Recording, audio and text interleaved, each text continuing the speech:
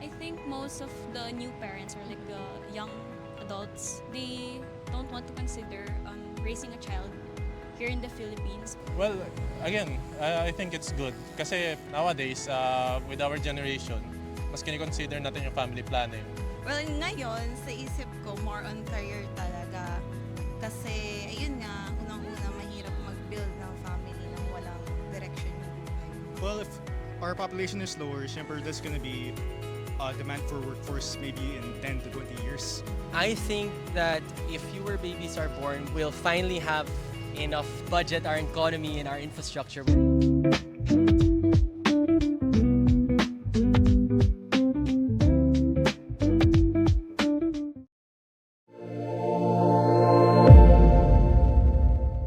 Hello, can you introduce yourself? Tell us your name and what course are you taking? I'm Brent Salazar. I'm from the UP College of Law.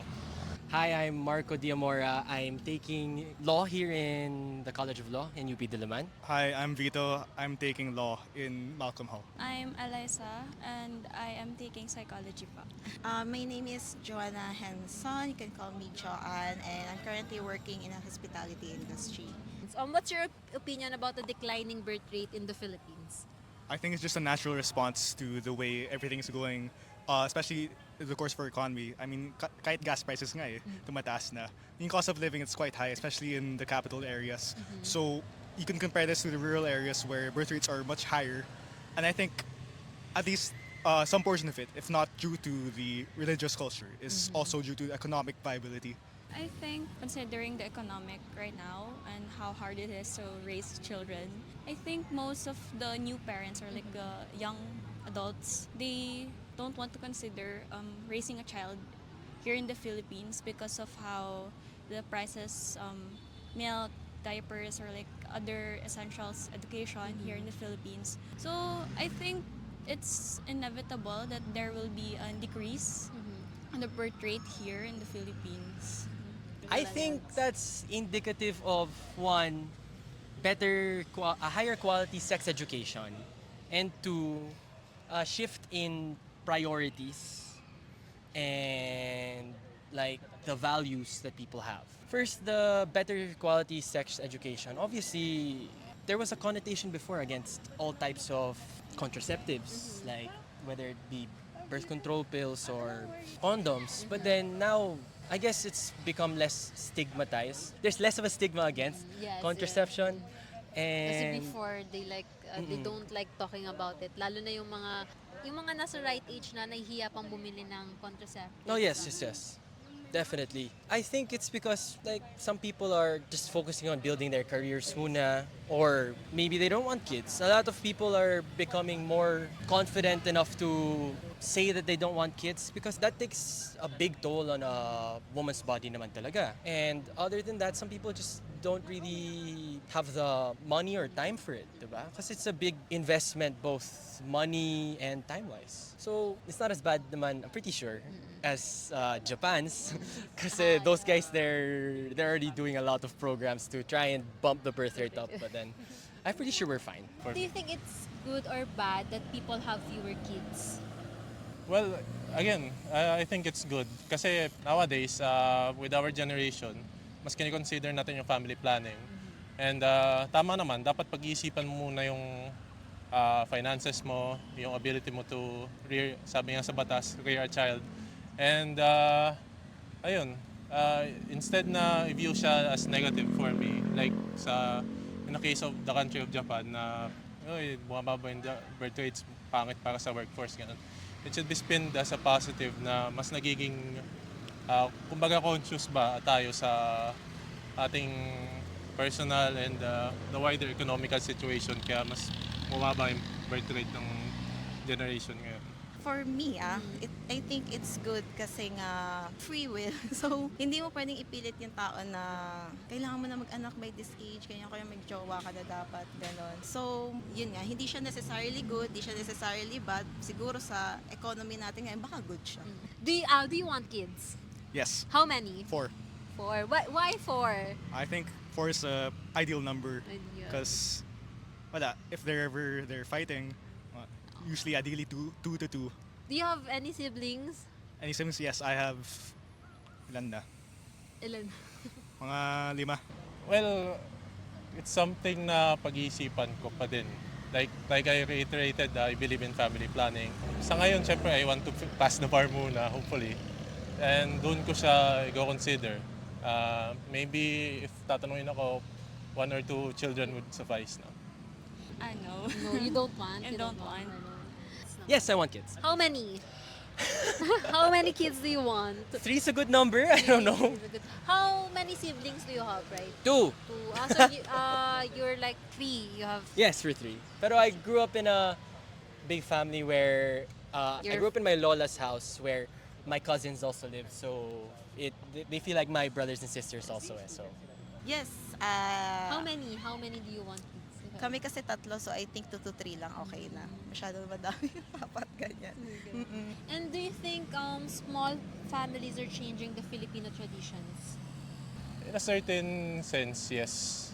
Kasi our Filipino culture is rooted in a very close familial ties. It's not unusual to see na nandun yung extended family mo na nasa household nyo, nasa bahay nyo. But ayun nga, with the current economic changes, I would like to say wise approach in our current generation, it does affect it. And you can argue na positive din siya kasi mas nagiging focus doon sa children, mas hindi nagpapa-influence sa extended family, and mas nagiging maayos, mas nagiging consistent yung pag-raise nun sa child. I think so.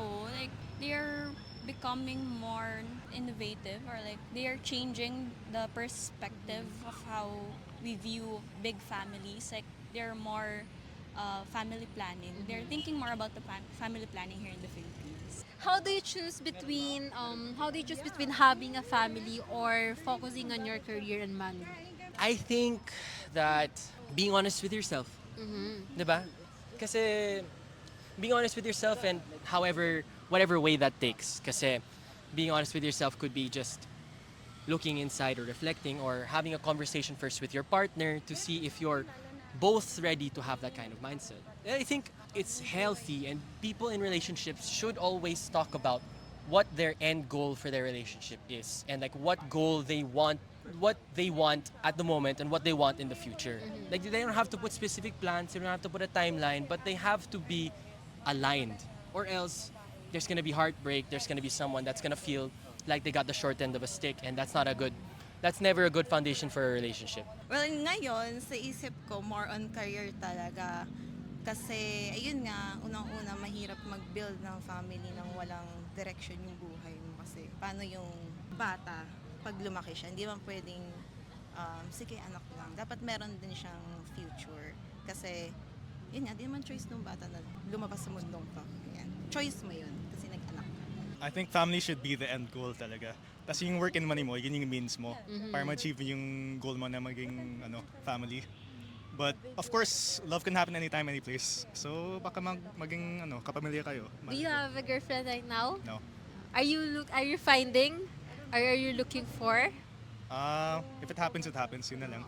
Okay. Will big families here in the Philippines disappear someday? I don't think so. I think since we're Filipinos and we value families talaga, like yung close relationships with our other relatives, I think hindi naman siya mawawala here in the Philippines. Lalo na like, for example, yung mga events, we like big crowds, celebrations like that. I don't think so, no. Kasi, again, malakas yung influence ng extended family, and iba-iba naman yung ating perspective with it. I think it will dwindle down, pero not entirely disappear in the future. What will happen to the Philippines if fewer babies are born? Well, if our population is lower, syempre there's gonna be demand for workforce maybe in 10 to 20 years. Because as the older generation retires, we'll lose more workforce. But as it is right now, it's still a very far-reaching thing in the future. I think right now the Philippines is really heavy on exporting work. Kaya naming OFWs. So maybe those OFWs will lessen, and we'll have more people working within borders. And that's not necessarily a bad thing. I think having more power inside our borders will help us strengthen our economy. I think that if fewer babies are born, we'll finally have enough budget, our economy, and our infrastructure will finally be able to catch up to the needs of these babies so that they will have a better life instead of it being an uphill battle where we try to cater towards an ever booming population. Like, how much do you think you should make or you should have every month to sustain a family? Let's say a family of, how many are you again? Five? Kami, 5. Well, sapat lang naman kaming pamilya. Pero, ayun nga, thanks to my dad, very provider. But right now, kung bibuild ka ng family, talagang dapat nasa 6 digits na yung income mo. Malinis na yon. Like, tanggal na yung tax doon and everything. Dapat 6 digits talaga. Kasi, isipin mo na din dyan yung mga needs and wants. Siguro mga 200,000 na yun. 200,000. For me lang, kasi mataas yung cost of living ko eh. It still depends of Pero depende. Kung basics lang. So, tas nag-budget ako. Mga 70, 80. I think yun yung maging safe para may pang savings din kayo. Pang bakasyon. I think considering a family of 5 and they're all going to school, 100K, yeah, 100K. Considering education, monthly needs. Well, if sa needs lang, siguro, well, malaki talaga eh. 70, 80K pagka ganun kadami. That's the bare minimum. Pero coming from a family din na 4 kami, my dad and my mom had to find second jobs just to keep us afloat, lalo na sabay-sabay kami nag-aaral. So, talagang siguro for my purview na din, ang kailangan mo talaga before starting a family is to plan accordingly. Enjoyin mo din yung career path mo muna, then set aside finances before making that big decision.